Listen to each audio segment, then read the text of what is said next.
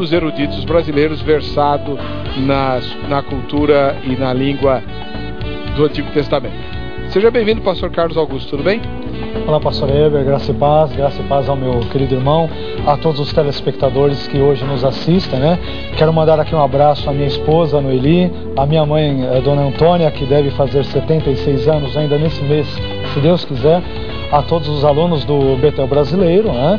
E também do Instituto Betel de Ensino Superior, as pessoas do Facebook, que inclusive nos estimulam, nos dão os parabéns, nos incentivam a estarmos aqui. Mais uma vez, muito obrigado, Heber, por esse convite. Nós é que agradecemos. Muito obrigado. O endereço da igreja que o senhor pastoreia qual é? Lá é a Rua Doutor Vicente Jacaglini, 834, na Vila Alpina, em São Paulo. Perto do cemitério? Mais ou menos próximo do cemitério, mas a igreja não é morta não, é lugar de vida. Amém? Amém. Qualquer dia eu vou fazer um debate aqui se tem morto no cemitério. Que eu... Opa. Não, já me sugeriram esse tema, se cristão pode crer em fantasma. Porque afinal de contas os apóstolos criam, né? Anota aí, é o meu tema, é sugestão para a próxima reunião de pauta. Não, eu mando anotar, mas ninguém anota, viu, senhor telespectador? Ele só pega os meus temas. Bem, enfim. Do outro lado, você também conhece o debatedor reverendo Rogério Marcarini da Costa. Ele que é ministro da Igreja Evangélica Congregacional e também professor de teologia. Lógico, para vir debater um tema desse, tinham que ser 2 professores de teologia. Reverendo Rogério, paz e graça, seja bem-vindo. Paz do Senhor, pastor Heber. Obrigado pela oportunidade de estar aqui mais uma vez. Vou mandar um beijo aí para minha esposa, minha filhinha Maria Luísa, que esse mês, dia 8, completa 5 anos. Minha esposa que está esperando outra menininha também. Que maravilha. Muito bom. Daqui uns 15 anos, não sei se vai ser maravilha, né? Ser cercado por 3 mulheres, sim, né? 2 em idade de casadora. Lá eu já estou perdendo no regime congregacional. 15 anos? Você já tem uma menina de 5? Não, 5 Daqui anos. 10. 10 anos, exatamente. E a igreja que o senhor pastoreia? Estamos na igreja congregacional do Parque Cruzeiro do Sul, fica na zona leste de São Paulo, na rua Líbero Ancona Lopes, 564, São Miguel Paulista. Muito obrigado pela sua presença. Nós vamos assistir a matéria que a repórter Carla Viana preparou e que apresenta o difícil tema de hoje. Vejam só. Quase todas as pessoas sentem repugnância e temor quando estão diante de uma serpente. Mas a serpente é um animal que representa o bem e o mal em muitas culturas e religiões no mundo.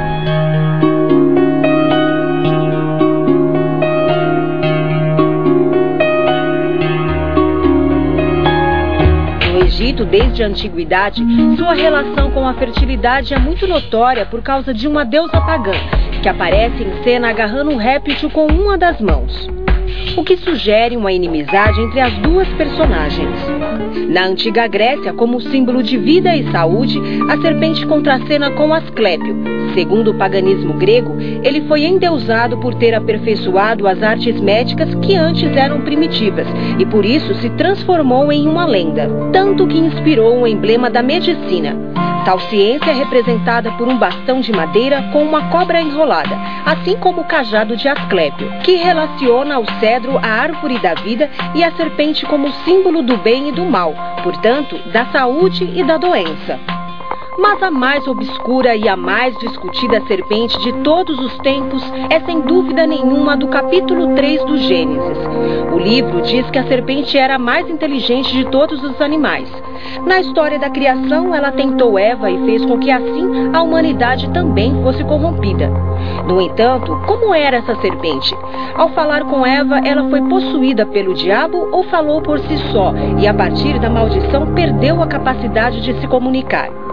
A maioria dos cristãos afirma que a serpente não falou sozinha com Eva, mas que o diabo é quem a manipulou para tentar a mulher. Porém, muitos judeus e outras pessoas afirmam constantemente que a Bíblia não diz que a serpente foi usada por Satanás, mas sim que ela falou por si só, porque era a criatura mais astuta que Deus havia criado e, portanto, um símbolo do mal. Mas afinal, a serpente do Gênesis 3 foi um animal que o diabo incorporou ou apenas um símbolo do demônio? É o que discute o Vejam Só. É a gente identificar, né, o que aconteceu em Gênesis 3. Vamos lá. Reverendo Rogério Marcarini da Costa, o senhor que é professor de teologia e pastor de uma denominação das mais antigas aqui no Brasil. Sim. Né? Tem 100 e lá vai fumaça de... 57, 58. Então, uma das primeiras manifestações protestantes no Brasil. Em língua portuguesa, Em né? língua portuguesa. Em língua portuguesa. Isso. Pois bem, a cobra era de verdade ou era um símbolo, né, uma linguagem simbólica para se referir a Satanás? Quando eu analiso esse texto de Gênesis 3, eu percebo e creio que ela é real.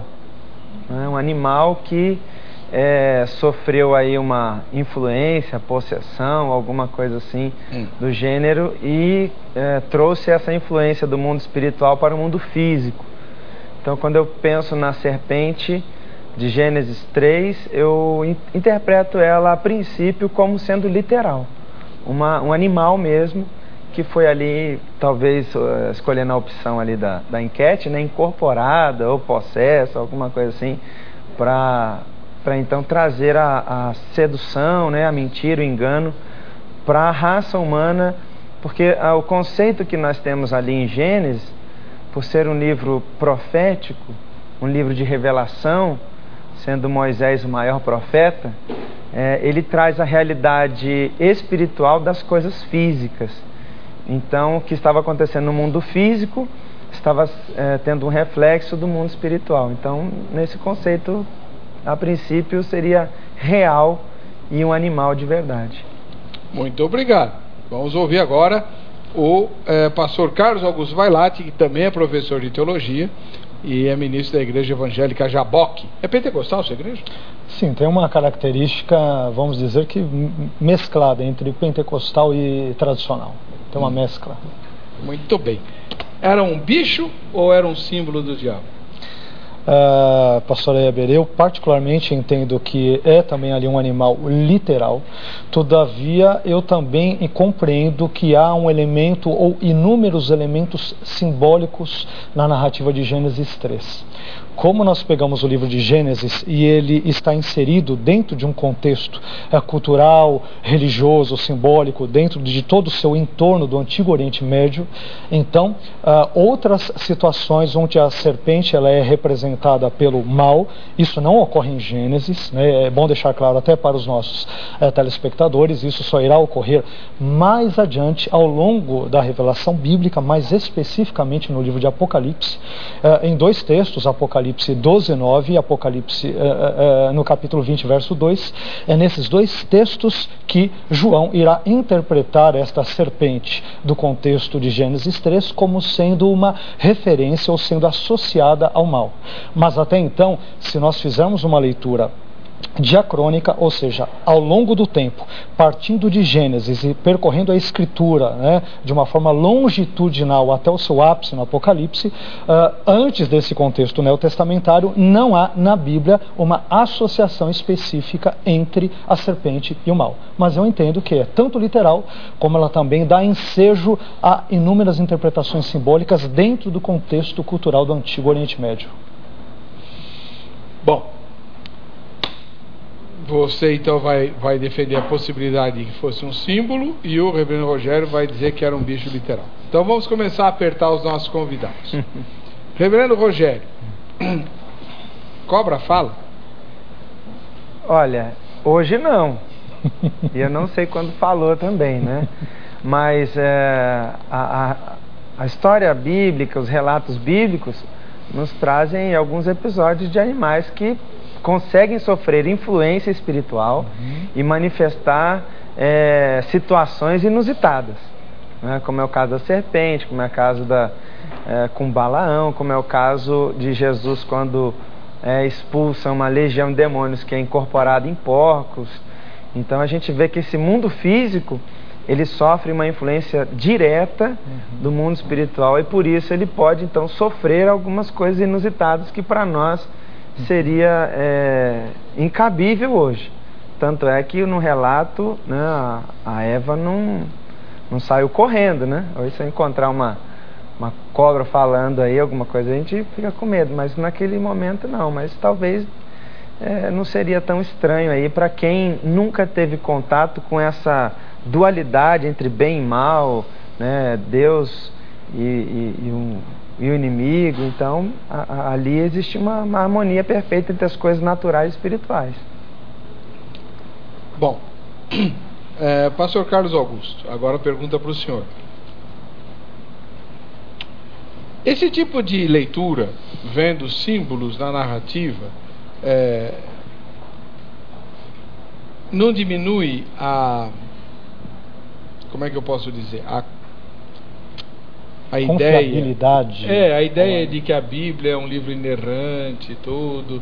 Então a gente pode acabar achando que a Bíblia não está contando realmente a verdade, né? Não houve de fato necessariamente um fruto, né, que foi ingerido, não havia de fato uma serpente, né?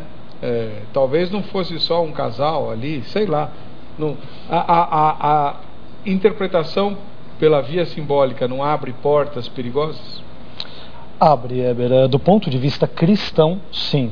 Porque quando nós lemos Gênesis 3, nós temos que deixar bem claro que nós lemos Gênesis 3 à luz da ótica neotestamentária como cristãos, né? Então, ao lermos Gênesis 3, nós, por exemplo, nos valemos de relatos como o de Paulo.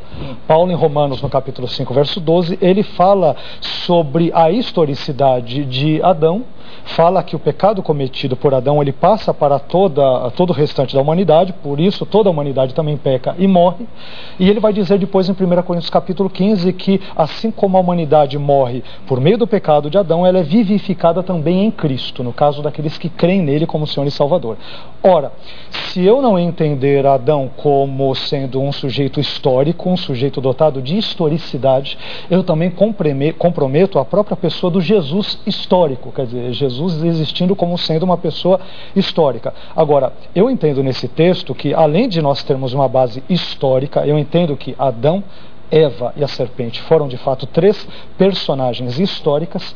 Todavia, além deste substrato histórico, nós também temos referências simbólicas. Por exemplo, foi muito bem mencionado aqui na reportagem que em várias outras culturas a serpente ela tinha algumas associações com a cura, com o mal. Então, só para a gente também situar esse texto dentro do contexto mais amplo, Heber, nós temos, por exemplo, no Egito uma serpente chamada Apófis. Ela era representada, né, por esse estereótipo de uma serpente, e também representava as trevas, que eram inimigas do deus Sol Ra. Inclusive, muitos entendem que o texto ali de Êxodo, quando diz que uma das pragas foi a praga das trevas ou da escuridão, naquele momento nós teríamos uma vitória parcial de Apófis contra Ra, ou seja, seria um duelo de titãs ou de divindades egípcias. No contexto babilônico, nós temos a divindade Marduk, que ela acaba sendo representada por um grande dragão que tem chifres na sua cabeça e que destrói a serpente, que representa ali também no contexto o mal. Então, em várias outras culturas nós vemos esta associação. Agora, no judaísmo, no período veterotestamentário, esta associação não está clara. Agora, o problema é nós tomarmos esse texto simplesmente como sendo simbólico. Se eu vê-lo simplesmente como um mito, como um símbolo, no sentido de algo desprovido de concretude, de realidade, de fato eu comprometo o discurso sobre o pecado, sobre a queda original, sobre a morte, que aparece de forma muito emblemática e clara ao longo de todas as páginas do Novo Testamento. Muito bem. Depois eu queria questionar isso, que eu tenho a impressão que não precisamos chegar a tanto. Dá para ver o texto como mitológico, usando a palavra mito no sentido técnico, né? Aliás, professor... Literário, né? No sentido literário. Ok. Né? O senhor pode explicar para o telespectador que sentido é esse? Porque às vezes a gente fala mito, o telespectador comum entende mito como sinônimo de lenda. Sim. Em muitos casos, Heber, de fato, a Bíblia como gênero literário, ela também possui lendas, no sentido literário. E nisso se enquadra, por exemplo, o que o pastor comentou agora há pouco de números, né, no que diz respeito à jumenta de Balaão, diz respeito às árvores que também falam no texto de Juízes e diz entre si que devem escolher um rei para reinar sobre elas, e também diz respeito ao texto de Gênesis 3. Agora, o fato de o texto ser categorizado no sentido literário como sendo um lendário ou mitológico ou mítico, neste sentido, não depõe necessariamente contra a sua realidade. Então, Gênesis 3, se nós vermos ali a ideia de um mito, no que diz respeito ao aspecto literário, isso não depõe contra a sua realidade. Isso é importante, essa distinção que o pastor colocou.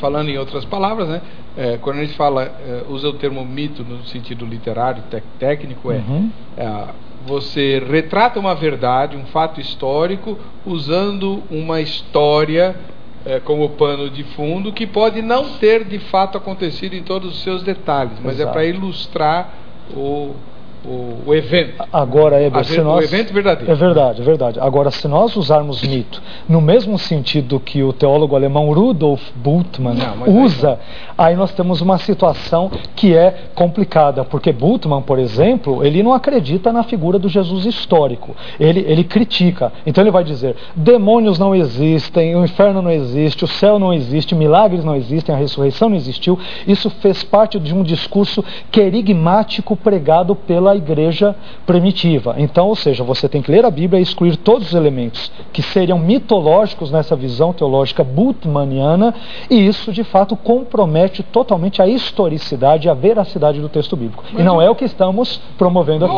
O Barth sepultou o Bultmann. Já foi. Mas tem muitos ainda que acreditam nele nas suas pressuposições teológicas, né? Mas esse é outro assunto, né? Nós queremos saber o que você pensa a respeito da serpente de Gênesis 3. De fato houve uma cobra lá que falou com Eva e levou a nossa mamãe lá do jardim a fazer besteira? Na minha opinião, a preparar a primeira salada de frutas da história, porque afinal de contas Adão não comeria o fruto se soubesse. Botou um creme de leite em cima e disfarçou? Comeria o fruto, reverendo? Comeria. Mas por quê? Olha, ali a Bíblia ela traz um relato seletivo, né? Então foi só uma ordem de acontecimento que talvez a humanidade fatalmente, ou um ou outro ali, teria sido enganado, né, pela serpente, porque a serpente teve a oportunidade de enganar quem estava mais próximo ali. Talvez o homem também poderia pegar, comer e pedir para a mulher, né, para que comesse também. Aí a gente entraria numa discussão mais... Você acha que Adão comeu consciente? Consciente. E por isso que o pecado, a responsabilidade do pecado do homem é muito maior do que a mulher. Porque a Bíblia diz que a mulher foi enganada, mas o homem não foi enganado. O homem, ele comeu sabendo do que estava fazendo. Ele falou assim: não, pode comer que eu já comi, então...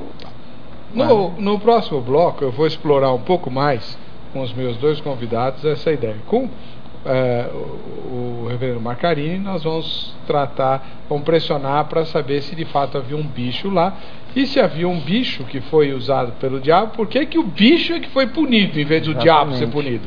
Né? A serpente tinha patas, e aí agora ela passa a rastejar e a comer pó. Será que a serpente não foi usada com um símbolo porque ela mata com a boca, né? Além de ser traiçoeira e asquerosa, né? E também vou pressionar o pastor Vailate com relação à ideia de que, se o relato tiver realmente símbolos ali, que não houve de fato uma serpente, mas qual seria o problema de nós termos ali, numa narrativa compreensível em qualquer cultura, de um evento simplesmente que retrate o fato de que o homem cobiçou o lugar de Deus e a posição de Deus, igualzinho o diabo tinha feito, né? Induzido pelo próprio, diga-se de passagem, né? Será que isso conspira contra a fé cristã? Eu não sei. E já que o assunto hoje é o capeta, olha só o livro que o pastor Carlos Augusto Vailate escreveu. Vê se pode. Ele é o Harry Potter dos evangélicos. Não é? Manual de demonologia. Arreda Satanás. O que o senhor ensina aqui? Fazer despacho cristão? Pelo amor de Deus, em hipótese alguma aí, velho. Porque tem gente que ensina. Né, cristão, então eu desconfiaria se é cristão ou não. Não é ele meu se caso, diz né? cristão. Pois é, o que verdade. tem de bruxaria cristã por aí. É verdade, é verdade. Mas o que é o Manual de Demonologia? Então, este livro, o Manual de Demonologia, ele foi escrito no final de 2011, ele foi publicado, né, pela editora Fonte Editorial, e nele, ele, na verdade, é o resultado da minha dissertação de mestrado em teologia, onde eu abordo inúmeros termos hebraicos e gregos sobre Satanás e os demônios no Antigo Testamento, faço um apanhado sobre exorcismos no contexto judaico, no contexto também pagão, e abordo Jesus e o caso lá, o episódio da expulsão do endemoniado, que foi aqui citado, né, dos demônios ali que habitavam na vida do endemoniado gadareno, no caso da legião. Então ele é um trabalho técnico, é um trabalho hermenêutico, exegético, que trata sobre este tipo de assunto. Está nas livrarias Saraiva, Livraria Cultura, na própria Fonte Editorial, livrarias evangélicas, né, para os irmãos que se interessarem por um estudo técnico, exegético e hermenêutico sobre o assunto demonológico, pastor. Não tem oração em grego ou latim aqui para expulsar demônio? Não tem. Eu cito até alguma coisinha assim do Missal Romano, menciono, mas eu na verdade não sigo isso. Mas cito muitos textos que envolvem questões supersticiosas, embora eu particularmente não creia nisso, né? Mas eu cito. É verdade que a água benta queima o endemoniado? Alguns acreditam que sim, né? Na visão sobretudo católica e mística da Idade Média. Nós cristãos, principalmente na ala protestante, de uma forma geral, não cremos nisso, né? Você sabia, reverendo, que uma das discussões do 6º século da era cristã, dos concílios, era o que acontecia com a água benta se uma mosca caía nela? É verdade. Sim. É verdade. Se a mosca ficava benta ou se a água deixava de ser santa. E nesse meio tempo, sabe o que estava acontecendo no mundo? Por isso que é importante ter isso em mente, que a igreja se perde em discussões estapafúrdias. Exato. E perde o foco da história. Sabe o que estava acontecendo nesse mundo? Tinha um tal de Maomé arrumando encrenca no mundo. Começando a igreja preocupada com a mosca e a água benta. Resultado. Exatamente. Né? É verdade, pastor. Bom, obrigado pelo livro. Deixa eu mostrar de novo aqui. Eu que agradeço. Manual de Demonologia. Eu brinquei com o pastor Vailates que ele tem liberdade em Cristo para fazer isso. Mas claro, é óbvio que o livro dele é um livro sério. É uma tese de é mestrado? Mestrado. Cheio de grego e hebraico aqui que eu estava vendo. Teologia também, né? Questões históricas, culturais, exegéticas, hermenêuticas. Muito bom. Vamos voltar para o nosso assunto aqui. Reverendo Rogério, o senhor está devendo para nós uma explicação.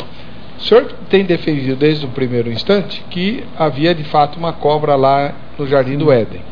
Uma cobra criada por Deus. Sim. Ela não era invasora. Não. E por que Deus puniu a cobra se ela foi usada pelo diabo? É uma questão interessante e até na qual eu embaso minha afirmativa, né? Que as consequências do erro, elas são sentidas fisicamente, realmente. Então, se nós olharmos a terra, ela foi afetada na sua estrutura física. A mulher foi afetada na sua estrutura física. A serpente foi afetada na sua estrutura física. A única personagem que não é afetada na sua estrutura física é o homem, na sua consistência física, né? Então, a terra é amaldiçoada pelo homem. E a serpente, então, é usada como um símbolo daquela consequência do pecado, que tem a consequência real, imediata, fisicamente, e com a revelação progressiva, ela tem a sua consequência final revelada, então, nos escritos do Novo Testamento, em Apocalipse. Então, no pecado, ele tem a consequência imediata, que é uma consequência física. Então, a serpente, ela é alterada fisicamente. Toda maldição é uma alteração da existência física. E, posteriormente, ali ela já estava condenada, mas a condenação dela está acontecendo no Apocalipse, ou também nos dias de hoje. Bom, o pastor Vailate, embora não expose essa opinião, ele como professor está mostrando que é possível fazer a interpretação simbólica da serpente, mas ele crê que era um bicho de verdade. Então eu faço a mesma pergunta para o senhor: por que Deus puniu o bicho, se o bicho não tinha culpa? O bicho tinha como se defender do diabo, por acaso? Ótima pergunta, Ever. O que ocorre? Naquela época, nós temos que entender o seguinte: dentro do pensamento bíblico, quando um objeto ou um animal, eles eram usados para fins pecaminosos, muitas vezes eles eram destruídos ou amaldiçoados.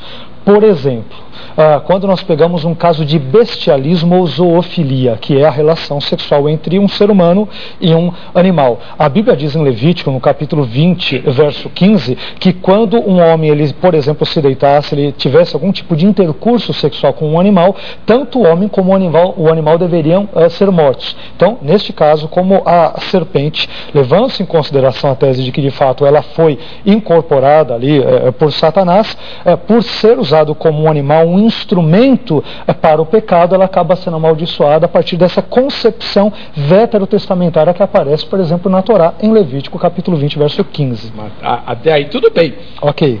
No caso de bestialidade, que é o nome que se dá para esse tipo... Mas um animal é usado para um propósito mau, e o animal não tem consciência disso. Tudo bem. Na aberração da bestialidade, quando um sujeito, em vez de procurar uma mulher, procura uma cabrita, né? Literalmente falando, então a cabrita morria junto com o sujeito, certo? Exato, que para servir de exemplo para todo mundo. Perfeito, correto. Mas era só aquela cabrita, não a espécie toda caprina. E Deus amaldiçoou a serpente, e a serpente, todas as serpentes passaram a rastejar, comer pó. Inclusive tem algumas pesquisas, né, e algumas teorias que conseguem identificar um vestígio de pata, né, na serpente, sim. Ela foi um lagarto. Os evolucionistas dizem isso, que a serpente já foi um lagarto e que evoluiu, ou sei lá, para mim evoluiu, né? Sim. Mas as mulheres também. Como assim? As mulheres não foram aumentadas as dores? Também como? Você toma cuidado que tem mulher ouvindo. Mas a relação a cobra evoluiu e você vai falar a mulher também? As mulheres também sofreram aumento nas suas dores de parto. Aliás, toda a espécie toda, porque ali nós estamos tratando de uma... Mas a Eva pecou. Tá, entendi. Mas todos nós estávamos lá, né? Em Eva, todos nós somos filhos dela. Agora a serpente não, a cobra lá que foi incorporada. E ela defendeu também todos os animais. Ali nós podemos usar uma questão de raiz de espécies. Deixa eu só, se você me permite, como foi colocado aqui, essa questão de que a serpente teria sido um animal literal, como particularmente creio que foi, né, ela está presente na raiz do pensamento judaico. Se nós pegarmos, por exemplo, Flávio Joséfo, nas suas famosas Antiguidades Judaicas, no primeiro século, ele entende que a serpente é literal. Se nós pegarmos uma interpretação rabínica do judaísmo chamado Gênesis Rabá, que é um comentário de Gênesis, também diz que a serpente era literal. Se nós pegarmos o comentário de um famoso judeu da Idade Média que vive no século XI, século XII, né, obviamente depois agora da nossa era cristã, ele também vai dizer que ela era literal. E inclusive a interpretação judaica, em muitos aspectos, ela diz sim que a serpente tinha patas. Além do que o pastor aqui citou, há um biólogo também australiano que ele fez estudos, um livro escrito em inglês, né, agora em 2011, e ele fala, por exemplo, sobre os vestígios de serpentes em 4 classes de serpentes que de fato teriam tido esses membros aí que foram, devido ao processo de evolução na espécie da serpente, das cobras, acabou perdendo as suas patas ou as suas pernas, vamos assim dizer, e acabou tendo ao mesmo tempo o alongamento do seu corpo. Então, esse aspecto da evolução dentro de cada espécie, nós percebemos que, sem dúvida alguma, ele pode ser plausível nesse contexto. Agora, entrando ainda na sua questão, por que eu entendo também que esse texto ele é simbólico, apesar de, na sua origem, ser visto como algo literal? Porque uma outra interpretação que nós podemos dar, e que muitas vezes também é dada para Gênesis 3, é que, com a maldição da serpente, Satanás, que a incorporou, ou que se disfarçou dela, há vertentes no judaísmo, no cristianismo, que veem Satanás como sendo o mestre dos disfarces. Então existem textos apócrifos, como o Testamento de Jó, que dizem que ele se disfarça como se fosse um vendedor de pães, como um mendigo ou como um anjo de luz no livro apócrifo da vida de Adão e Eva, e depois isso aparece também em 2 Coríntios capítulo 11, verso 14. Né? Então, essa questão aparece. Então, Deus, ao amaldiçoar a serpente, ele também estaria amaldiçoando simbolicamente naquele contexto, né? Essa maldição, claro que ela pega literalmente na vida de Satanás, mas ela vai se consumar mais para frente por meio da semente da mulher, que aparece em Gênesis 3,15. Curiosamente, Heber e telespectadores, a palavra usada para semente ali, quando diz que a semente esmagaria e esmagou ali a cabeça da serpente, é a palavra hebraica zera, semente, e é uma palavra masculina, ou seja, a semente da mulher. Jesus, por meio da sua crucificação, da sua ressurreição, ele esmagou, ele aniquilou definitivamente ali o poder das trevas. Então, com quem é que Deus estava falando lá no jardim? Com a cobra ou com o diabo? Então, o texto nos diz que ele está falando ali a serpente. Porém, de acordo com a maneira que entendermos, veja bem, Heber, nós temos 3 formas básicas de entendermos ali a serpente. Ou Satanás se disfarçou de serpente, ou Satanás incorporou em uma serpente, ou Satanás ele criou uma ilusão para que Adão e Eva acreditassem que estariam se comunicando com uma serpente.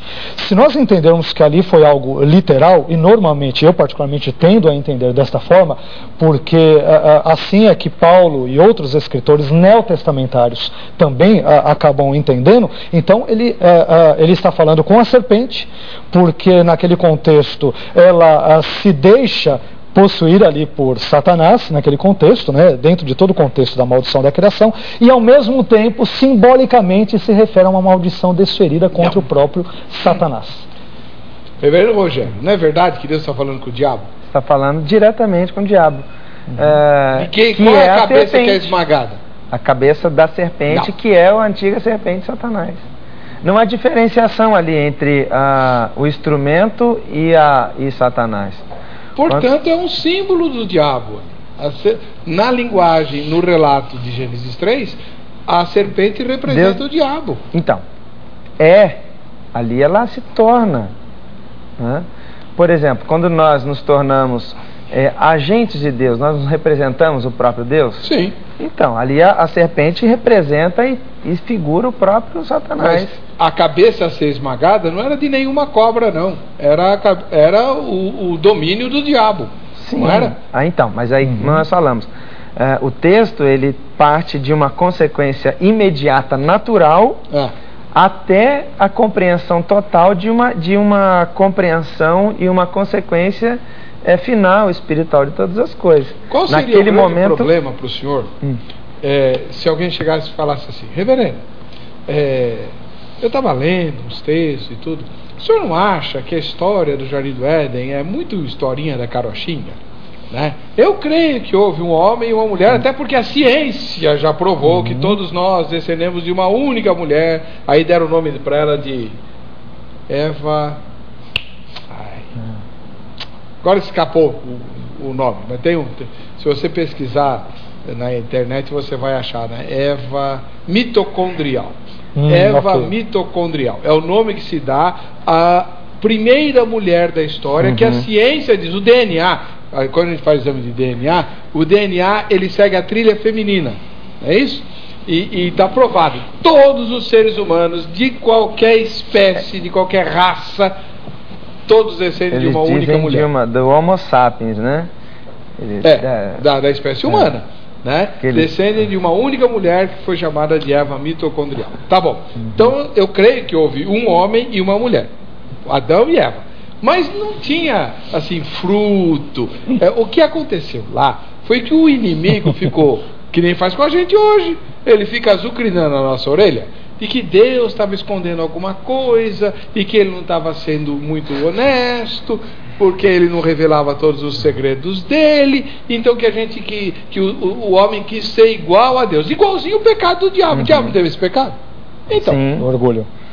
Não, interpretar Gênesis 3 assim é ir contra a Bíblia? Eu creio que sim, porque as consequências do pecado, elas são sentidas fisicamente.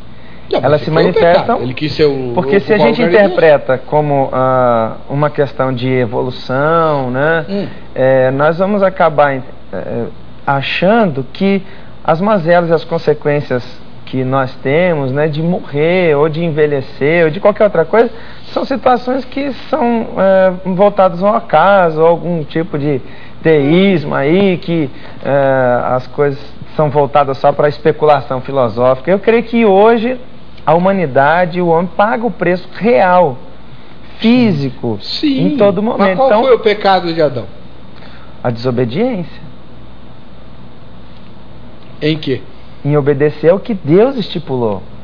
E o que foi que Deus estipulou? Seja claro. Não coma do fruto. Isso aí não pode ser um símbolo também? Não queira saber o que você não tem que saber. Uai, não é o que Deus diz para Jó? Lá, não é o que Deus diz para Jó? É o que Deus diz para Jó. Fica na sua. Sim. Você é capaz de administrar as galáxias? Eu não. Então fica quieto. Uai. Weber, o que ocorre? Gênesis 3, ele deve ser visto de uma forma geral, principalmente na sua base literal, pelo seguinte. No capítulo anterior, nós vemos que o texto, o Jardim do Éden, em hebraico Gan Éden, ele é situado na Mesopotâmia, num lugar histórico. A Bíblia diz que Deus coloca o homem num lugar e ele dá nomes históricos a esses rios. Rios que inclusive existem até hoje, rios Tigre e Eufrates, em regiões ali da Mesopotâmia, que hoje estaria próximo à Turquia. Quando nós olhamos para o Novo Testamento, Adão e Eva também são vistos como seres históricos, né, de uma forma geral. Assim como o pecado deles também o é. Agora, se nós pegarmos um ponto de vista simbólico, de uma forma geral, nós teremos alguns problemas. Por quê? Porque o pecado do ser humano, ele tem consequências óbvias, físicas. Eu, particularmente, eu não entendo necessariamente igual ao pastor, no que diz respeito ao fato de a maldição, talvez, eu não sei se ele necessariamente quis dizer isso, talvez até me corrija, né? Mas eu não creio que a serpente foi amaldiçoada e começou a rastejar necessariamente naquele momento. Quando a Bíblia diz que ela começaria a comer pó, que é uma referência ali, claro, metafórica, não que ela comesse pó em si, mas ao fato dela rastejar com seu ventre sobre a terra, o tempo verbal em hebraico ele aponta para um futuro, que poderia sim ocorrer imediatamente depois da maldição proferida por Deus, mas poderia ocorrer um pouco mais para frente. Assim como Deus diz para Adão que ele morreria, ele e Eva, assim que comessem o fruto, e isso não ocorreu. Adão e Eva, eles viveram ainda centenas de anos, mas eles morreram primeiro espiritualmente. Então a Bíblia fala sobre 3 tipos de morte. A morte física, né? A separação do corpo material da parte imaterial, que é a alma e ou espírito. A morte espiritual, que é o distanciamento do homem de Deus, né? Esse desligamento, esse distanciamento do ser humano de Deus. E a morte eterna, que é já o distanciamento irremediável e para sempre entre um ser humano que é obstinado, que não crê em Deus como o seu Senhor, como o Criador de todas as coisas, não lhe tributa a obediência devida e assim por diante. Então, eu não entendo que a morte física se dá ali no texto, mesmo porque o texto bíblico realmente não diz que isso ocorre, mas ela vai ocorrer séculos depois. Tanto é que Adão ele vai viver ali os seus 930 anos. Né? Agora, já que estamos tratando desse assunto, deixa eu perguntar uma coisa para o reverendo Rogério, porque sempre me perguntam isso, sobretudo as mulheres. Né? Quando Deus diz assim, que iria... quando ele fala para a mulher que a mulher passaria a dar à luz com dores e tal, né? Teria as dores de parto, algumas pessoas entendem que essa expressão de Deus, o jeito de Deus falar, sugere que a Eva já tinha tido filhos e que aí a partir de então os filhos viriam de uma maneira diferente e dolorosa. O que o senhor pensa disso? Eu creio que não. Eu creio que a gente acha que o sofrimento ali seria algo ruim, né? A Bíblia diz, pelo menos que eu consigo entender, que aumentaria de sobremodo, ou seja, algo que seria quase que insuportável. Mas a ideia é que essa projeção, né, que Deus havia feito, colocado ali na constituição do homem e da mulher, não seria assim tão, né, suave como dar um espirro, aí nasce a criança, né? Mas como até alguns animais que a gente vê que entra num transe, né, ou perde alguns sentidos aí para conseguir dar a luz. Então não vejo assim como... Entendi. Por exemplo... A Eva já tinha tido filhos? Não. Como é que o senhor sabe? Pelo que a Bíblia não relata, né? Ela diz que depois conheceu. Na A Bíblia também não relata quando é que nasceu a esposa de Caim. Sim, mas é porque a história bíblica, ela não é compreensível, ela é seletiva. Então, pode ter tido filho lá, ué. Pode. Agora, a história bíblica não está interessada em mostrar esse lado, Então, mas sim na a sua raiz. opinião, Adão e Eva viveram antes de pecar quanto tempo no jardim? Não tem como especular esse tempo, não. O que o senhor acha? Mas eu particularmente, eu creio que foi um tempo muito curto. Um tempo curto que não daria para dimensionar com datas, né? Mas a princípio, lendo o texto bíblico, não dá para entender que eles tiveram filhos ali dentro do jardim do Éden. Quanto tempo o senhor acha que eles ficaram no jardim sem pecar? Olha, pastor, a Bíblia realmente não fala nada sobre isso. A Bíblia só vai descrever que Adão, por exemplo, ela é uma pessoa que vive quase 1000 anos, que para Deus não é nada, 1000 anos a partir da perspectiva divina é como se fosse um dia. Mas é curioso a gente ver que quando o pastor diz isso, o pastor Rogério Reis, ele comenta sobre isso, eu entendo o seguinte: a Bíblia nesses primeiros capítulos, ela não está preocupada em descrever os fatos de uma forma cronológica.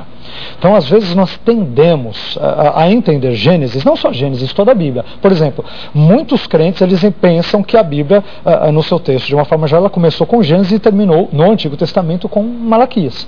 E na Bíblia hebraica, o último livro, ele é 2 Crônicas.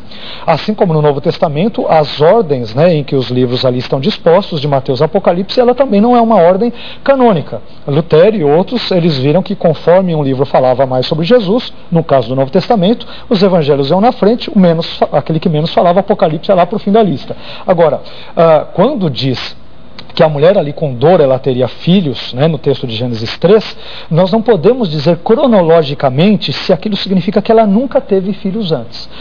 Em Gênesis, no capítulo 4, verso 1, nós vemos que começa ali a surgir, pelo menos do ponto de vista da narrativa bíblica, aquele que seria o primeiro filho de Adão e Eva, que seria Caim. Quando vamos para Gênesis, no capítulo 5, verso 2, diz lá que Adão e Eva eles tiveram filhos e filhas. Agora, esse filhos e filhas que ele tem em Gênesis 5 não significa que aqueles filhos nasceram naquele contexto do capítulo 5. É possível que eles possam ter nascido antes, por exemplo, no contexto de Gênesis 3. E foram expulsos? Eles quem? Ou se tivessem filhos nascidos de Adão e Eva no Éden, quando Adão e Eva pecaram, os filhos dela também foram expulsos? Eles não pecaram. Então, como representantes, de novo, né, nós vamos chegar naquela visão teológica do texto. Se nós entendermos que a humanidade estava representada ali em Adão, de uma forma geral, então o pecado cometido por Adão e Eva, assim como ele se alastra, ele tem desdobramentos para toda a humanidade, naquele contexto também. A Bíblia não diz. Eu, particularmente, creio que eles não tinham nascido, mas a Bíblia não fala nada sobre isso. Mas eu estou insistindo nisso porque tem uma corrente, que o senhor obviamente conhece muito bem, que diz o seguinte: Adão e Eva tiveram filhos, esses filhos eram perfeitos, assim como os pais também eram, porque eles são anteriores à queda. Sim. Muito bem. Eles não foram expulsos do jardim, eles ficaram no jardim. São os tais filhos de Deus que depois vão cobiçar as filhas dos homens. De Gênesis capítulo 6. Perfeito. Não serve, não dá. Aí falar de uma raça pré-adâmica eu acho extremamente complicado. Eles são filhos de Adão e Eva. Sim, mas eu estou falando pré-adâmica, né? Quer dizer, antes de Adão e Eva, porque muitos defendem, pegando carona... mas aí não dá. Filhos de Adão e Eva não pecaram porque eles foram gerados. Afinal de contas, Adão e Eva estavam no paraíso. Né? Eles podem ter ficado pouco tempo, mas aproveitaram bem o tempo lá. Ou não, reverendo? Pode ser, né? Que pode ser, reverendo? Acho que eles estavam vendo as árvores. Claro. Conversando com os animais. Afinal, saiu osso dos meus ossos. Ele foi caçar borboleta.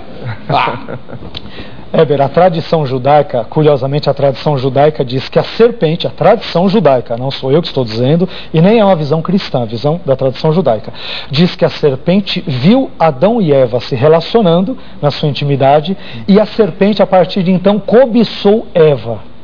E aí tem toda aquela questão dentro da lenda judaica que diz ali que Lilith teria sido a primeira esposa de Adão. Só um detalhe curioso, Heber, que eu vou comentar aqui, talvez quem está nos assistindo possa até se assustar ou escandalizar com isso. Lilith é citada na Bíblia. Isaías 34:14. Não com este sentido mitologizado que lhe dão, que o judaísmo posterior vai lhe dar, mas ela é citada. Ali ela é citada como se fossem animais noturnos na versão corrigida e como fantasmas na versão atualizada. E no Salmo 91, quando fala espantos noturnos no hebraico, não é Lilith? Muitos entendem que sim. Aliás, o Salmo 91 é um texto clássico exorcístico na tradição rabínica tardia. Sério? Sim, o Salmo 91 é curioso, a gente pensa que apenas na cristandade que abrem o Salmo 91 em hospitais, em comércios, na tradição rabínica judaica tardia, tá? Vamos deixar bem claro, no rabinismo tardio, o Salmo 91 ele é visto como uma espécie de um manual exorcístico. Aliás, até no livro que escrevi sobre isso, eu trato um pouco deste assunto, comentando alguns termos hebraicos e algumas interpretações demonológicas que o judaísmo e o cristianismo dão ao Salmo 91. Isso está bem detalhado aqui no livro, para os interessados. Mas então, já que o senhor tocou o meu filho fica me interrogando com esse negócio de Lilith aí, então explica para mim direito. Sim. Lilith era a serpente ou não? Não. Na tradição judaica, ela seria uma outra pessoa, né, com quem Adão teria se casado. Antes ou depois de Eva? Anteriormente, e depois teria vindo Eva. Seria uma segunda esposa, dentro da visão tradicional judaica. Foi desprezada? Então, ela era senhora das trevas, né? Ligada à noite. Exatamente. Ela é identificada com o pássaro e inclusive com o vento. Aliás, exatamente. A palavra Lilith em ugarítico vem do ugarítico Lil. Lil em ugarítico quer dizer vento. Provavelmente porque nesse contexto de Lilith ela é representada pela coruja, é representada por pássaros. Aliás, tem traduções que traduzem Lilith como coruja.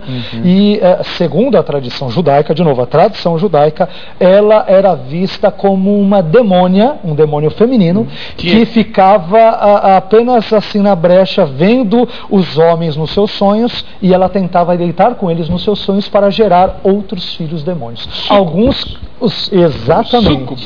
exatamente. E muitos pegam esse tipo de lenda para querer basear exatamente a questão de Gênesis no capítulo 6. Sim. Gênesis no capítulo 6, que diz lá que os filhos de Deus seriam anjos, na verdade caídos, exatamente, que teriam tido relacionamento com as mulheres e geraram gigantes. Parentes de Lilith, os parentes masculinos. E alguns linkam isso com Lilith, exatamente. O senhor acredita na Lilith, reverendo? Olha, como manifestação de algumas perturbações noturnas, pode ser que sim. Quando a gente fala dessas coisas, porque a gente tem que lembrar o seguinte, porque essas coisas fascinam, né? Sim. Mas o apóstolo Paulo, lá no tempo do apóstolo Paulo, ele já falava para Timóteo e para Tito: cuidado com as lendas judaicas. Exato. Não é para dar espaço. Muita corda, não. Não é para dar corda, Eu acho que isso é bom nós vemos com critério, viu, Heber, assim, porque, de novo, quando nós falamos, só para voltar para o nosso tema, se você me permite, em Apocalipse 12, 9 e 20, verso 2, onde Satanás é identificado com a serpente, antes desse texto, nós temos um livro apócrifo que se chama Apocalipse de Baruque, que é escrito ali no período, entre o período intertestamentário e o período do Novo Testamento, que ele diz que Satanás ele se vestiu de serpente. E esse texto ele pode ser inclusive anterior à descrição que João dá do Apocalipse. Ou seja, essa identificação de Satanás com a serpente, ela é anterior ao cristianismo. Então não podemos também negar o fato de que João, como um bom judeu, embora fosse um judeu cristão, que cresce em Jesus como Senhor e Salvador, ou um judeu messiânico, segundo a terminologia de alguns outros, ele certamente se vale de outras interpretações também presentes dentro do imaginário judaico, e ele as utiliza para fazer esta associação. Então nós não podemos negar estes elementos hermenêuticos, exegéticos, presente na mentalidade dos autores neotestamentários, porque é a partir de uma perspectiva judaica que eles escrevem e enxergam o mundo, ou a sua cosmovisão em geral. Bom, tem um e-mail aqui que eu vou comentar no próximo bloco, E que, olha, a coisa pega aqui. Já já a gente volta com os e-mails para você no Vejam Só.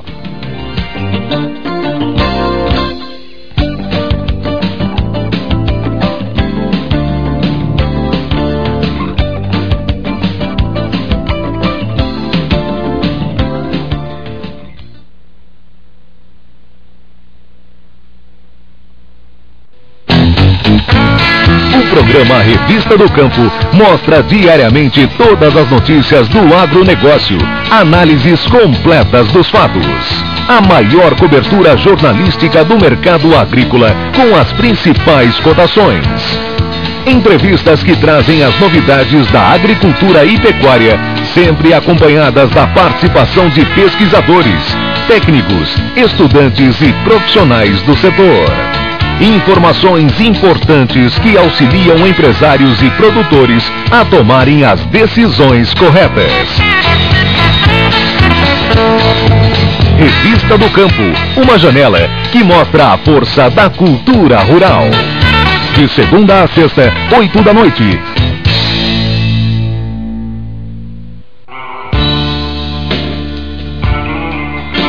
Conheça Clancy, uma pequena menina com dificuldades de gente grande. Mas isso nunca foi motivo para ela perder a fé.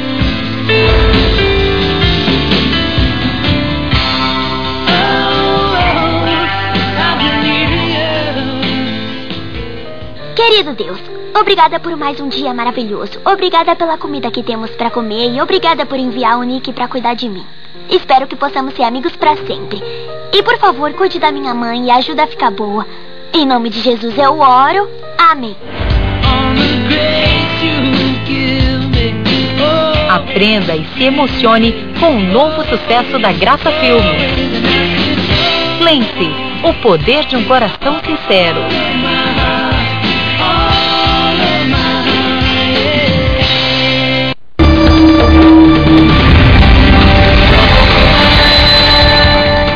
A história de Ruth demonstra o quanto é possível agir pela fé. Ruth, a decisão acertada.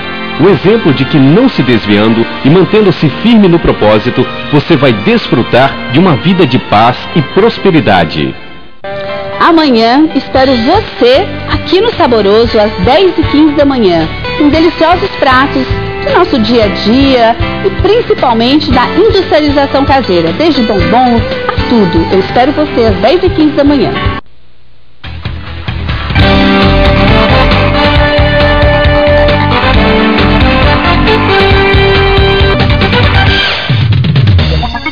Estamos de volta com o programa Vejam Só. E é hora de eu mandar um ósculo santo pro irmão lá de Volta Redonda, do Rio de Janeiro, que foi quem sugeriu o tema de hoje e vai ganhar um presente muito legal. Tá aqui, ó, A Fascinante Cultura Judaica. Olha que bacana esse livro aqui do pastor Marcelo Oliveira. Você já viu ele aqui várias vezes no debate, né?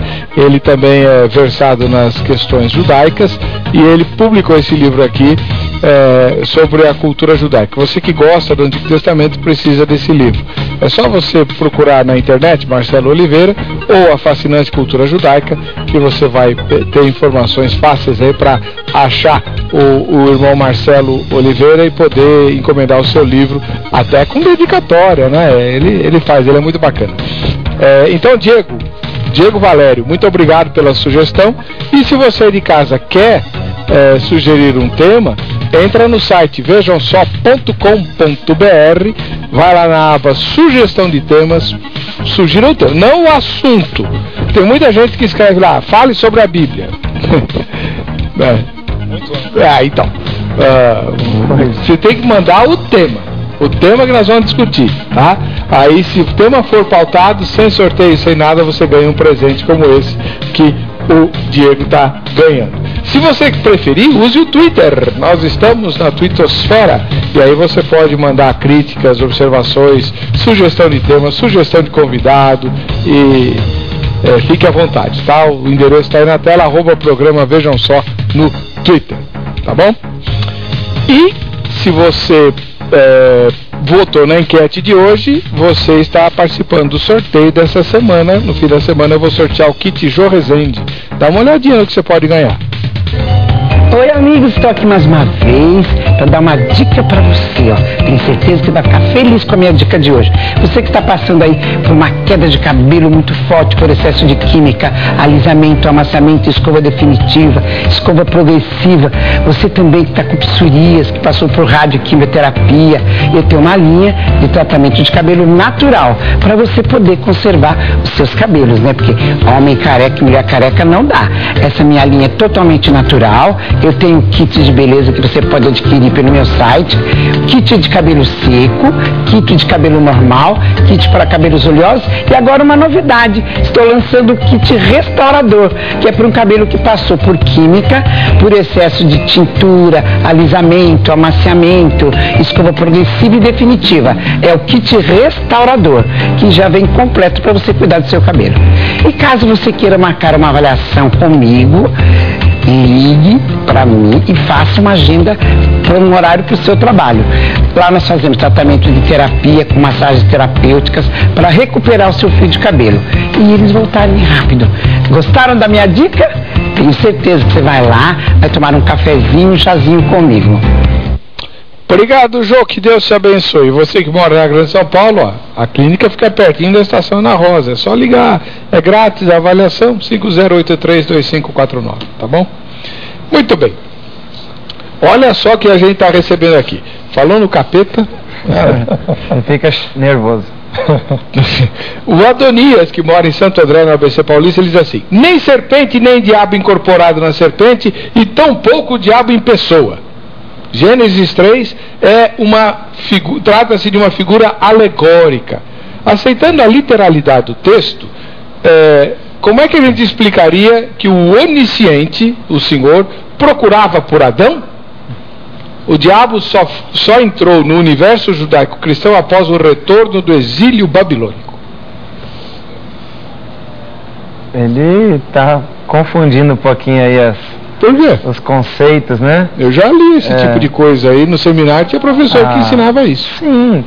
Então, inclusive, tá certo que ele não cria que Jesus tinha ressuscitado, mas...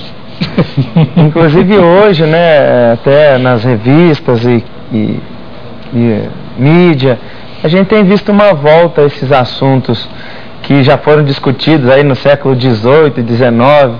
E às vezes a gente até procura ler para ver se tem alguma novidade, mas repetindo aquelas histórias de antigamente. Então, é mais ou menos isso aí, né? Essa volta, né, desses questionamentos. Nós, como cristãos, nós embasamos a nossa razão na fé. A nossa fé é a base para compreendermos. Quando nós entendemos aí que o texto, né, eu tenho muito isso, que o Pentateuco, Moisés, no Antigo Testamento, é o maior profeta. Então ele vem trazer a revelação daquilo de quem Deus é, de quem é o Deus Yahvé, né, que é a escolha do povo. E todo o acontecimento real, físico do Antigo Testamento é uma figura daquilo que vai se apontar em Jesus. Então, se a gente começar a querer, né, diminuir ou trazer ali só uma figura alegórica, nós vamos cair no mesmo erro que já se ocorreu no passado, repetir a mesma história. Então, não é essa a nossa visão. Agora, por que é tão... Pastor, vai lá, senhor que é versado nas questões judaicas. Por que é tão difundida a ideia de que o conceito de diabo, como gênio do mal, só aparece no judaísmo depois do cativeiro babilônico, portanto, do exílio babilônico, portanto, fruto de uma interação, né, com as religiões babilônicas? Heber, eu vou ser bem sincero, eu particularmente pendo para ter esse tipo de pensamento. E isso está no meu livro, eu comento aqui de formas mais exaustivas, entendendo o seguinte: eu não estou dizendo que eu não creio que Satanás já não exista nesse texto de Gênesis, e que não creia que ele tenha de fato incorporado na serpente. Na nossa visão cristã, isso fica até claro, isso faz parte até da nossa fé. Agora, se nós lermos, é isso que eu inclusive propus e comentei na minha primeira fala no primeiro bloco, né? Se nós lermos a Bíblia a partir de uma perspectiva diacrônica, ou seja, ao longo do tempo, eu tenho que reconhecer que na visão judaica em si, Gênesis 3 não está falando sobre Satanás, ponto. Isso só ocorre em um período bem posterior, isso é algo que é inegável. E a partir de um período intertestamentário e principalmente depois a partir do Novo Testamento. O que ocorre, Heber? No Antigo Testamento, nós não temos ainda uma figura do mal personificada. Esta figura só vai surgir a partir do período interbíblico, que aí é pós-cativeiro babilônico, e eu concordo com a pessoa que está comentando, mas essa é a interpretação, não quer dizer que Satanás já não exista. Estou dizendo que a figura de Satanás, ela ainda não é vista claramente no Antigo Testamento, nos primeiros livros. Ela acaba sendo vista apenas posteriormente. Então, Crônicas não fala. Satanás já sugestiona Davi fazer censo? Sim, mas em Crônicas, não então, em Samuel. Crônicas, lembrando que ele é o final da revelação bíblica veterotestamentária. Mas antes do período interbíblico, uai. Sim, mas o período, quando a gente fala de cativeiro babilônico, nós estamos falando do 6º século. Tudo bem, Crônicas é posterior ao exílio, concordo. Isso, mais ou menos nesse período. E o livro de Jó? Okay. Então, Jó, ele é visto também como um livro escrito de um período muito posterior. Ele retrata crenças muito antigas, porque é o próprio Jó quem faz, por exemplo, o sacrifício pelos seus filhos no dia do nascimento de cada um deles. Isto significa que ele vive no momento anterior ao sacerdócio, porque se ele fosse de um período sacerdotal ou pós-sacerdotal, haveria um sacerdote que o faria. Então, como ele faz antes, poderia retratar um período anterior. Sim, agora, muitos discutem, Heber, isso aí é algo extremamente discutido e conhecido nos debates acadêmicos. Muitos entendem que Jó capítulo 1 e capítulo 2, alguns versos, assim como Jó no capítulo 42, eles serão datados de período posterior. Por quê? Justamente porque neles, principalmente no capítulo 1 e 2, você tem a figura de Satanás. Um detalhe curioso, tá? Só para comentar para o nosso querido telespectador que talvez não saiba desses detalhes. A palavra Satã, ela aparece 14 vezes no livro de Jó, entre os capítulos 1 e 2. E aparece com o artigo Ha-Satan, ou seja, o adversário. Muitos entendem que pelo fato de aparecer precedido, ao substantivo adversário aparecer precedido do artigo, não significa que ali você tem a personalidade do mal, Satã. Como aparece, por exemplo, esse artigo no texto de Crônicas, né, que é paralelo ao texto de Samuel. Que, aliás, comprova, por exemplo, a tese que não somente eu e muitos outros levantam, de que a figura de Satanás ela é um desenvolvimento posterior. Por quê? Se pegarmos os textos paralelos de Samuel e de Crônicas, num deles dirá que quem incitou Davi ao censo foi o Senhor. Crônicas, que é posterior e, portanto, já recebeu uma influência do dualismo sobre Deus e o mal, vai dizer que é Satã. Então, isso vai explicar perfeitamente a revelação progressiva de Deus que se dá nas Escrituras. A revelação, quando nós entendemos, né, não impede a atuação. Mesmo que não haja uma perfeita compreensão, que a gente tente revelar ou não revelar algo no passado.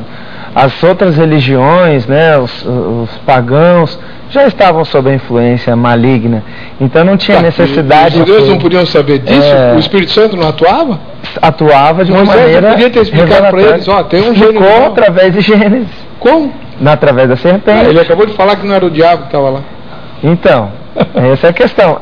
O que mais era necessário? Até porque quando Moisés está saindo do Egito, há uma prova de que existem outras divindades, né? E ali a tentativa de Moisés, através da revelação, de mostrar que o Deus verdadeiro, o Deus que vai operar todas as coisas, é o Deus que elegeu Israel para se manifestar. Não. Então não tinha tanta necessidade de se falar, olha, existe o príncipe do mal, o príncipe das trevas, esse cara, o nome dele é isso. Por quê? Porque tanto na revelação de Deus quanto do mal, ela é personificada e gerada de uma imagem muito nítida em Jesus. Quando o Filho de Deus se manifesta perfeitamente, o Filho das trevas se manifesta perfeitamente. Tá. Então, é a mesma coisa ver Jesus no Antigo Testamento. Então a gente vai ver as sombras, vai ver o anjo do Senhor. O anjo do Senhor e Satanás da mesma forma. Mas vem cá, pastor Vailate. Qual é a leitura que os judeus faziam então antes do cativeiro, antes do exílio babilônico? De Gênesis 3. Quem que era a serpente? A serpente era vista como... bom, aí eu já vou entrar em outras questões interpretativas judaicas, que envolvem também a abordagem do telespectador que mandou esse último e-mail. Adonias, né? Aliás, o meu Senhor é Deus, o nome dele, né? Adon, a ideia de Senhor, e Yah, a ideia de Deus. Meu Senhor, ele é Deus, é Yahvé. Eber, no judaísmo, e querendo ou não, isso influenciou o cristianismo, existe uma palavra criada artificialmente que se chama pardes. Pardes é um método exegético hermenêutico usado para interpretar a Torá, ou o Tanar, ou seja, a Bíblia hebraica de uma forma geral. Dentro disso tem 4 tipos de interpretação. Você tem a interpretação Pshat, que é a interpretação literal, que é a que nós estamos comentando agora, é que normalmente o cristianismo vê.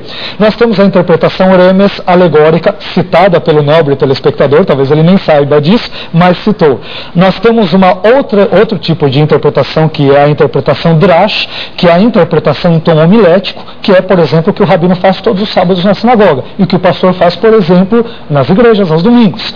E nós temos uma interpretação que é a interpretação Sod, que é uma interpretação ocultista ou mística.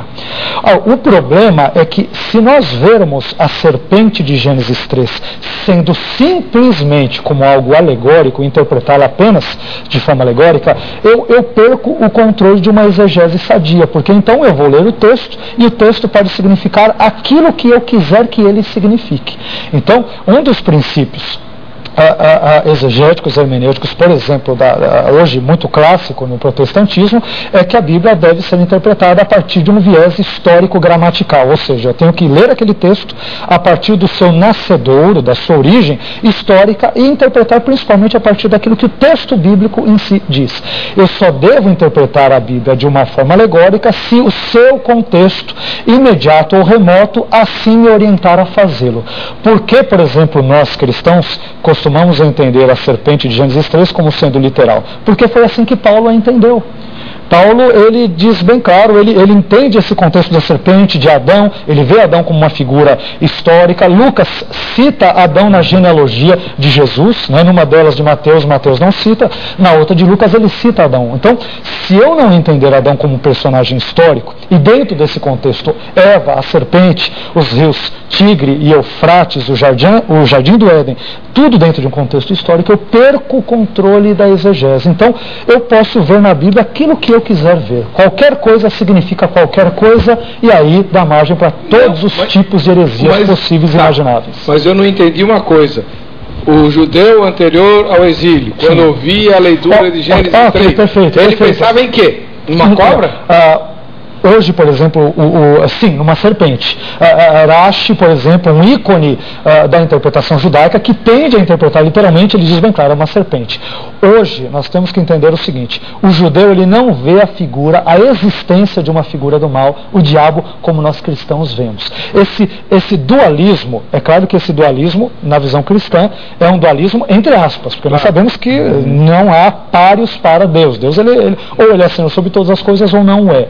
Agora, essa figura do diabo, ela não é vista de uma forma muito clara no judaísmo. O judaísmo não vê como sendo uma força antagônica a Deus. Então é sempre só uma serpente. Foi um bicho? Foi um bicho. O bicho enganou a coroa da criação. A serpente. Que os judeus detinham, até, né, depois do período, detinham o exorcismo. Né? Então, quer dizer, procuravam judeus, porque eles... depois do tal do exílio... Mas eles abraçaram, de certa forma, no conjunto, a imagem, né? Eu não tenho condição de discutir com o pastor Vailate. Quem sou eu? Não, imagina. Deus precisou não sou dono da verdade, não. Deus precisou mandar o povo para o exílio babilônico para eles descobrirem que o diabo quem que era. Pastor Edson Gomes da Silva, de Mesquita, no Rio de Janeiro. O que aconteceu no Jardim do Éden foi a primeira sessão espírita na Terra. Quando Satanás tomou a serpente como seu cavalo, haja vista não haver pessoas além de Adão e Eva, e convenceu a mulher que o fruto era bom para se comer, agradável aos olhos e abrir o entendimento. Então Satanás conseguiu contaminar o corpo, a alma e o espírito de Eva. Podemos fazer um confronto com a tentação de Jesus no deserto, e a intenção de Satanás era a mesma: contaminar o corpo, a alma e o espírito de Jesus. Hoje o objetivo de Satanás é o mesmo: contaminar o corpo, a alma e o espírito das pessoas. Veja que em todas as festividades tem comida, feijoada, comidas típicas, etc. Agora, a serpente é símbolo da medicina. Bom, até aí, enfim. É porque a medicina nos seus primórdios tinha um pouco de alquimia, magia, sei lá. Mas é muito animal, né? A serpente, mas vira cavalo, né? É serpente. A serpente não tem uma representação somente nas Escrituras, né? Exatamente. Vamos deixar bem claro que Jesus, ele diz lá que assim como a serpente foi levantada no deserto, Jesus está citando números, importa que o Filho do Homem, ou seja, ele mesmo, em João capítulo 3, seja levantado, como uma referência à cruz. Então a serpente também tem uma simbologia boa. Aliás, muitos judeus, só retomando a sua pergunta anterior, eles entendem do ponto de vista alegórico ou simbólico que a serpente, ela representa a sabedoria. Representação esta muito comum no Antigo Oriente Médio. E isso, aliás, seria curioso, porque é por meio da serpente que representa a sabedoria, nesse contexto simbólico, é quando Adão e Eva comem do fruto que a serpente lhes dá, é que lhes descortina um mundo que até então eles não conheciam. Então, essa simbologia dentro do contexto do Antigo Oriente Médio também é perfeita e é extremamente curiosa. Para ser astuto, né? Jesus como a serpente e simples astuto como a pomba. Prudentes como a serpente, não é astuto como a serpente. Não, astuto não, prudente. Prudentes como a serpente. Porque a serpente não se expõe ao perigo. Né? Aliás, a tradução da Septuaginta desse texto de Gênesis 3 usa a ideia de que a serpente era mais prudente ou inteligente ou sábia do que os outros animais. Prudente, exatamente. Vamos lá, vamos ver o que a nossa repórter ouviu das pessoas que ela entrevistou na Porta da Graça. A serpente de Gênesis 3 foi um animal que o diabo incorporou ou apenas um símbolo do demônio? Eu acho que são as duas coisas ao mesmo tempo, né?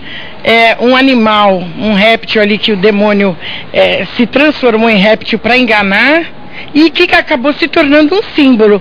Eu acho que é o diabo que incorporou, fazendo Eva pecar. Bom, eu acho que foi um animal que foi incorporado pelo próprio diabo, porque quando Deus amaldiçoou, ele amaldiçoou a serpente e disse para ela que ela rastejaria, ela comeria do pó. Então, a gente pode concluir que ela estava ali tentando o homem em carne, né? Era a própria serpente. Ela apenas simboliza o verdadeiro demônio, mas não é um animal, ela simboliza aquele animal.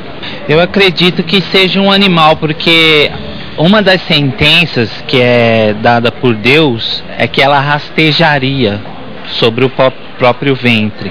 Então eu acredito que seja um animal que incorporou. Ao mesmo tempo também é um símbolo, porque em Apocalipse fala que o dragão era a antiga serpente.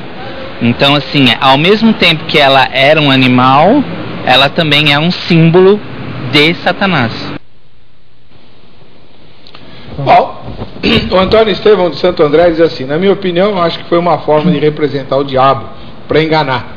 O diabo se transforma até em anjo de luz. Eu acho que a serpente é uma forma figurativa da representação de Satanás, sendo que a serpente chega de mansinho, silenciosamente, né?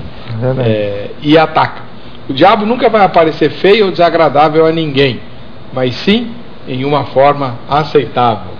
É verdade. Ele é o mestre dos disfarces dentro da interpretação judaica tardia. Está totalmente de acordo com isso. Só um detalhe, Heber. Se de fato houve essa possessão demoníaca ou satânica em Gênesis 3, temos que entender que esse também não é o único caso das Escrituras, como foi mencionado.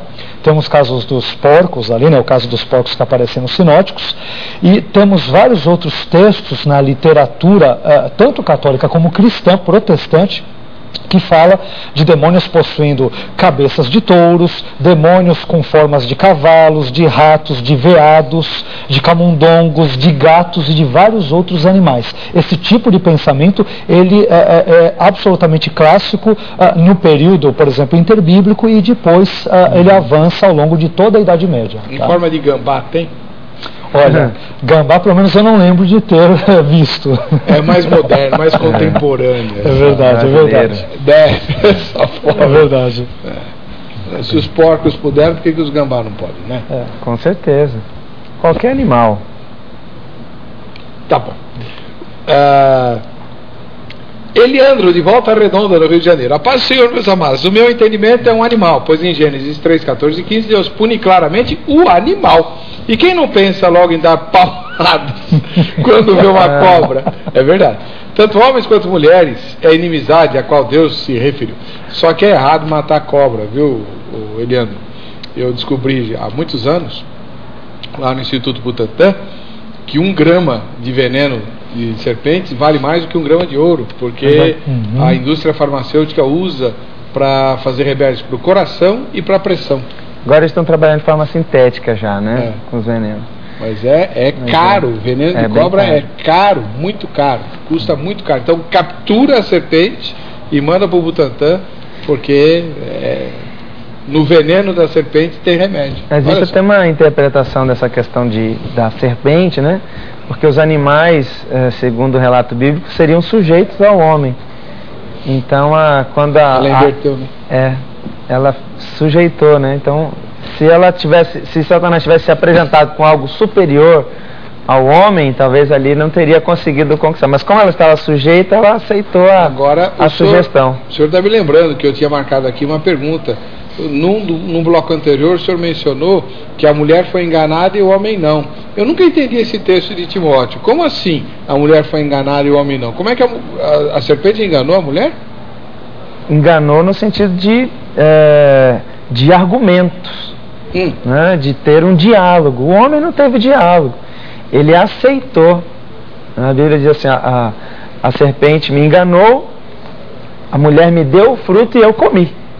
Parece que não houve ali nenhuma, né, uma conjectura, nenhum exercício da faculdade mental do homem, assim, sim ou não, vou ou não vou. Ele pegou, olha... Ser estúpido assim lá adiante, a mulher ainda ponderou, ele nem mas ponderou? Acho que sim, acho que não, mas você vai ser igual a Deus, seus olhos... Houve uma argumentação entre a serpente e a mulher. Sim. O homem não houve. E o homem não? Parece que não. Então por que ele comeu?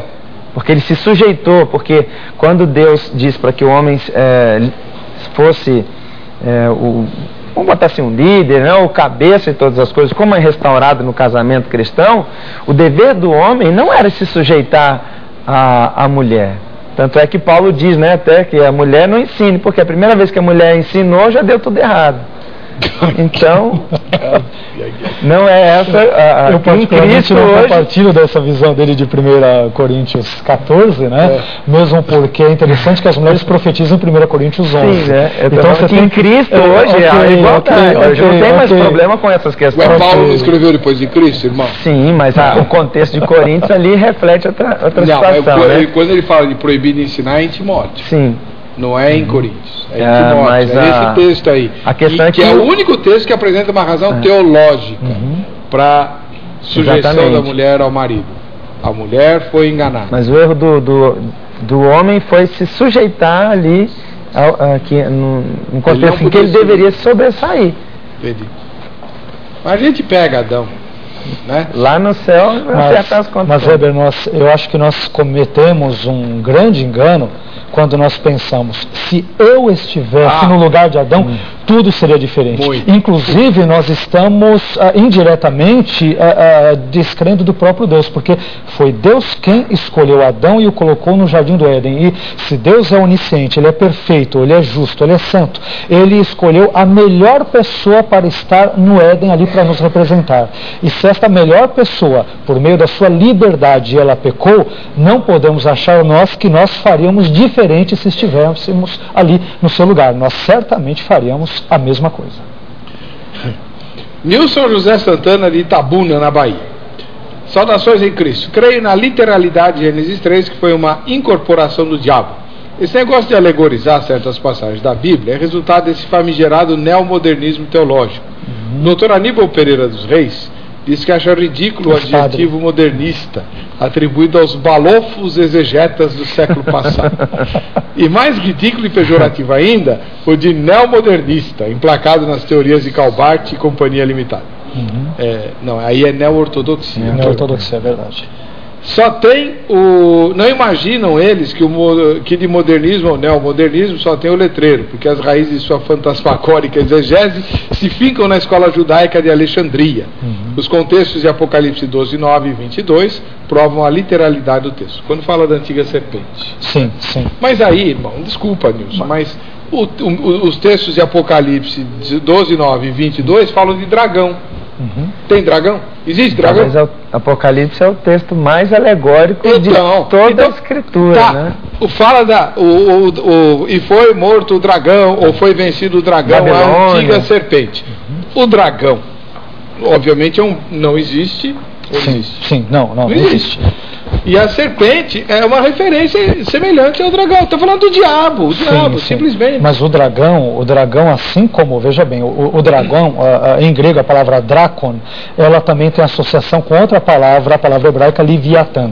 E Leviatã, que tem a ver tanto com a questão que envolve o crocodilo, como também com a ideia de um ser que lembra o dragão. Então, a Bíblia, é isso que é importante também, os telespectadores entenderem, né, as pessoas que estão nos assistindo, que a Bíblia, ela é a palavra de Deus, ela não contém, ela é a palavra de Deus, mas como literatura, ela tem elementos oriundos de outras culturas, em que os israelitas, eles acabam tendo um intercâmbio cultural, religioso, teológico com outras culturas, e dentre as quais ele tanto absorve algo dessas culturas, como também lhes dá. E essa figura mítica do dragão, ela acaba nesse contexto sendo usada sim para se referir a Satanás. Agora, quando João diz nos textos de Apocalipse capítulos 19 e 20, o dragão, a antiga serpente, que é Satanás, o diabo, nós não entendemos ali, para interpretar esse é complicado. Se esse quer dizer que ele ali se disfarçou de serpente, ou se ele ali incorporou, ele lançou uma ilusão. Isso não fica